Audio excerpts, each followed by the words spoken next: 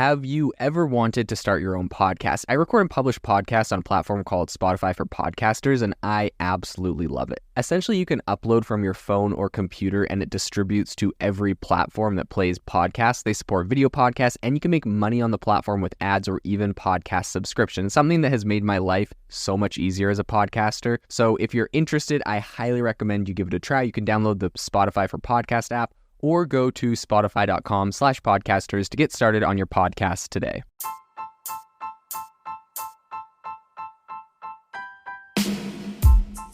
Welcome to the ChatGPT podcast. I'm your host, Jaden Schaefer. Each episode, we dive into the latest developments in the exciting field of artificial intelligence, exploring its applications and potential impacts on our daily lives. What does ChatGPT stand for? We hear the phrase a lot. It's a really powerful technology, but that acronym, what does it actually stand for? In today's podcast, we're going to talk about that. So very simply put, GPT in ChatGPT stands for Generative Pretrained Transformer. So the term generative refers to the ability of the model to generate text, right? You're asking it questions and it's generating text. While pre-trained means that the model has been trained on a large group of text data prior to being fine-tuned for specific applications.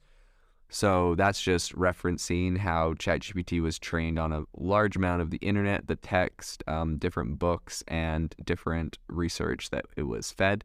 And the T, transformer part, is referring to the architecture of the model, which is based on the transformer architecture. So the transformer architecture is a deep learning model that has been highly successful in a wide range of natural language processing tasks. So that makes it really well suited for language generation tasks that are being performed by ChatGPT. And interestingly enough, the transformer model is not actually that old. It was originally introduced by a man named Vaswani in 2017 among a bunch of other people that all wrote a paper called Attention is All You Need. And what's interesting is they were all researchers at Google Brain at the time of the publication. And since then, the transformer model has pretty much become the cornerstone of deep learning for natural language processing. And it's been super influential in the field, right? Obviously, if ChatGPT is based almost exclusively off of this transformer model, this has been a pretty powerful thing. And it's very interesting too that this came out of Google Brain, considering right now ChatGPT and Google are some of the biggest competitors. ChatGPT partnering with Microsoft and going into their Bing search engine is one of the biggest threats to Google in almost 20 years. So it's a very, very interesting what's happening right now there, and we'll be watching it closely to see how this plays out in the future.